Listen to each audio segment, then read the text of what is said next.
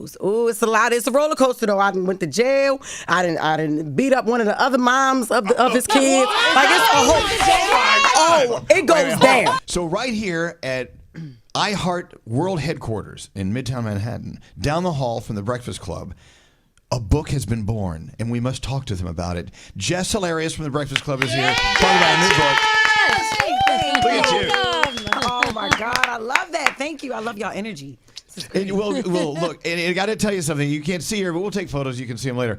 But when someone has a book out, they always dress it up. Jess, you look so beautiful today. Thanks for dressing it up for us. Thank you. And she smells good. Yep. We were just saying. And she smells good. Yeah. Yes, that good Jimmy Choo. You know that little, Danielle is the sniffer. She sniffs every guest. It's sort of strange. It's fine. But she also sniffed your book. I thought this was kind of interesting. I did. And kind of, so I actually downloaded it on Audible already because I saw that you finished doing the audio. So I'm going to listen to it. But we have the copy here. I love the smell. What does it smell like? It smells like a new, beautiful book. Oh, well, that's good, right? I love the pages of a fresh book. Good. God, keep an eye on Danielle. She's always sniffing something. It's kind of strange.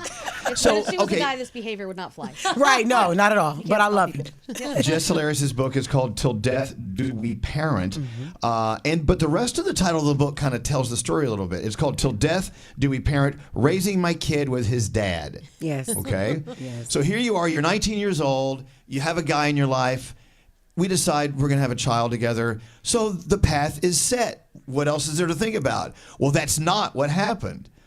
And it turns into an incredible story and journey about raising a kid, your life's choices. You're still growing up at 19 years old as well, and there's a guy involved who's the dad. Tell us where the story gets interesting, even though it's already extremely interesting. Yeah. It gets crazy almost. Oh my God, it gets crazy, right? Because I wasn't even supposed to be dating. Well, not even supposed to be. My parents were very strict on me growing up, right? And I didn't tell them that I had a boyfriend. So when I told them that I had a boyfriend, I had to also tell them that I was pregnant as well, because it was all one big story, right? It was wild. So imagine my mom, a deacon of the church, hearing this, and my father, a Marine, he's like, I'm having to tell them this. And boy, was that an interesting night, right? So that's chapter 1 in the book. But me and Rome could not figure out what a successful relationship looked like for us, right? And we were young, and Ashton was not planned. So that's why I was like trying to wrestle back and forth in my mind, like, dang, do I want to keep this baby? Do I not? Do I do it? Do I not? And he was unfaithful, manipulative, all the things. And I finally had to change my mindset. Like, you know what? I got to accept it. This is not going to be my fairy tale ending. I'm not going to get married and have 1,000 kids, 100 kids, 50 kids, whatever, by this guy. And so I have to let that go, and we have to start a new bond, which is the co-parenting bond, because we got a kid looking at us. Whether we are together or not, we have to raise this child effectively, and that's how the story goes. Ooh, it's a lot. It's a roller coaster, though. I went to jail. I didn't beat up one of the other moms of his kids. Like it's a whole. It goes down. Slow down. Yes. Hold on. Who beat up who? Who went to jail? Well, of course, I beat her ass. Come on now. All right, let's set the record straight. All right. Yes, I did. But I found out about her after taking him back, for cheating on me with somebody else. And not even 24 hours later, after I take him back, somebody leaves a comment on my Facebook status. I mean, on my Facebook, post like, "Oh, he over there playing Family Matters with you, where he got my cousin pregnant." Oh wow! Wait, why does it sound like the Khloe Kardashian story? Exactly. No, this is for real. This is the Jessica Moore story. This is wild, right? Did you beat him up too, or just her? I beat Rome's ass many times, but that wasn't even, that wasn't even a time. You know what? I didn't even get to see him, get to touch him and beat him up that time. But yeah, so that was the girl that he had the baby with. That was the girl. Me and her got into it. We got into it because I said her baby.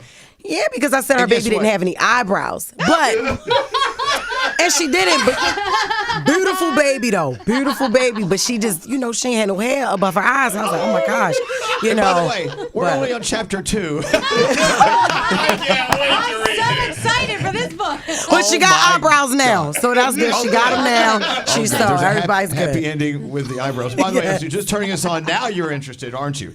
You're like, okay, who is this? What's going on? Now you're like, I want to know more. So Jess Hilarious. Her new book, Till Death Do We Parent, so relatable because not everyone who is co-parenting or whatever doesn't have the same energy and storyline as yours. Right. But at the end of the day, it's about people trying to figure out how to raise a kid. That's true.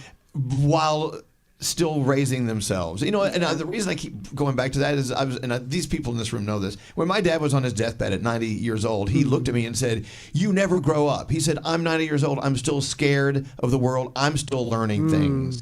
And so you at the same time have got to get your life together for this child. Yeah. And all the politics that goes on with raising it with this guy. Is alive still, unless you killed him. Is he around?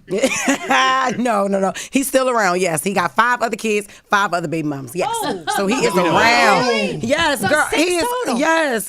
That is one thing he is good at: making children.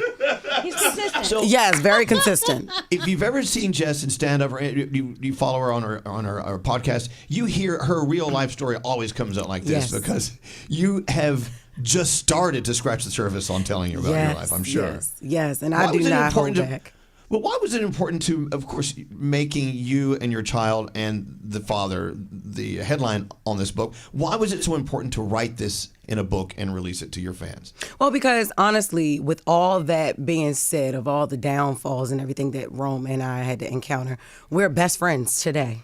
And a lot of people, wherever we go, they hear us calling each other brother and sis, and they're like, how the heck can you be this cool with somebody that did you wrong? Like, even my friends and my family, they're just like, oh my God, y'all are best friends, But I chose to give Rome a lot of grace because of his childhood traumas. And I was very mature early on to see that. You know what I mean? He had a terrible loss. He lost his mom. He found his mom deceased when he was 10. Didn't know what happened. They still haven't solved that case. And from then on, his life was uprooted. He had to live with his dad and his stepmom, and that was a not so affectionate home, and he was his mom's only child. So his lifestyle changed at such a young age, and I think he never got answers to certain questions he had about his mom. He never got any closure, any help, therapeutic help, no counseling or anything. And he just grew up with this trauma, and it definitely has shaped who he is today, how he approaches relationships with women, how he approached friendships, parenting, everything, and I also wanted to kill the stigma that families don't stay together after the mom and dad breaks up. Like, no, it doesn't have to be that way. Even through all the toxicity and dysfunction, there can still be a beautiful team formed to take care of the children. We are proving that absolutely. Yeah. Absolutely. There's a little toxic yes, moment a or lot. two going on there.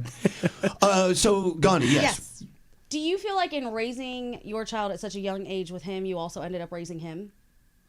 In a way, yeah. Myself, him and my son, yeah, I feel like we all grew up, but absolutely Rome, because his life kind of stopped and took a turn at 10 years old. And so he was just trying to figure it out. And how do you figure it out if nobody ever taught you any, anything, like gave you any survival techniques, to keep going on without your parents, without your parent that you were living with, she was the primary parent, so I don't know. Raising him, still trying to raise myself. My parents are still raising me. Rome was trying to raise himself, and then we're trying to raise his kids. So yeah, it was definitely a challenge, but I learned a lot. And my mom is the reason why I'm so mature. Like I was able to give grace at such a young age to him, Never took him to child support, even though he was broke as hell. I never took him to child support or anything like that. I don't know. I was able to see, like, oh, he's hurting from something that has nothing to do with me. This is way beyond me.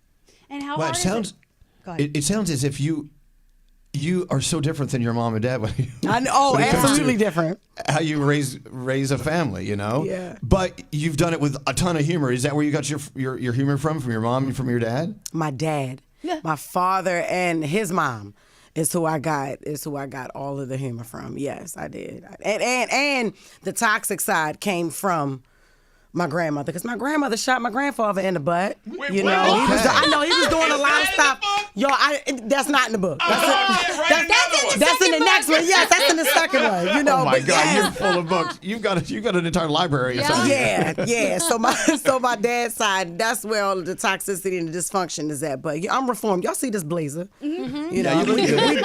We're different now over here. So, Gandhi, I didn't mean to interrupt you a second ago. Where were you going? Sorry. No, that's okay. So you said that you are still a family, but you're not together anymore. How hard is that in the dating world, just in general, to have a full family and then try and go out there and do other things? And I know that you're in a relationship and doing all that now. Yes, I'm actually married. We got married, and I just celebrated my 1-year wedding anniversary with my husband, Chris, April 17th, 2025. Nice. We got married last year.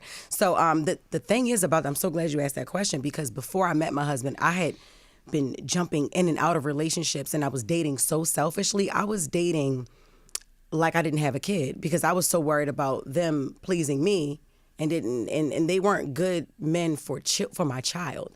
You know what I mean? And so when I met my husband, my now husband, it was a little resistance there, you know what I mean, between he and Jerome, my son's father, because my husband was the first person to put that perspective in my mind that maybe I didn't have a successful relationship because I was so busy trying to be Rome's mom.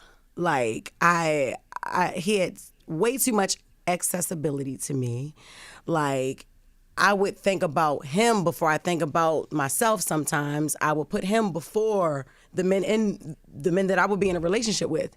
And my husband really had to set me down like, listen, I understand that I don't have any kids or anything like that, but we're laying in the bed. It's 1 a.m. Your son's father calls you and you answering. And it's not about your son, because your son is in the next room. So we need to really, you need to figure this out, because I can't live like this. And this is probably why you never had a successful relationship.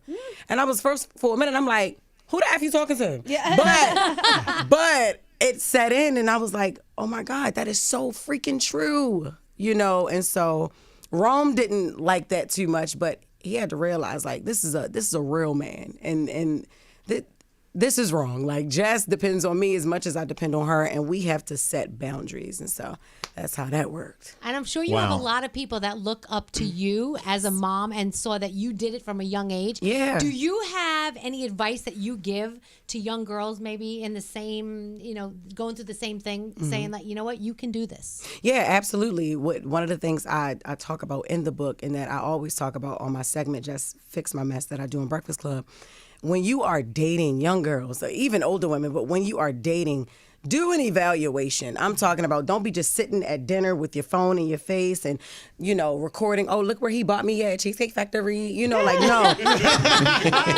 Really ask these questions like, hi, how are you? What is your relationship like with your parents? Like, are you, a mama's boy or your daddy's boy? Like, who are you raised by? How are you when you get angry? If you don't have kids, have you ever been around them? Are you patient with kids? Will you still like me when you're frustrated with me? Because you never know somebody until y'all have an argument. People say you never know somebody until you live with them. No, until you argue, and it's something and it's a difficult argument, a challenging conversation that y'all have to have.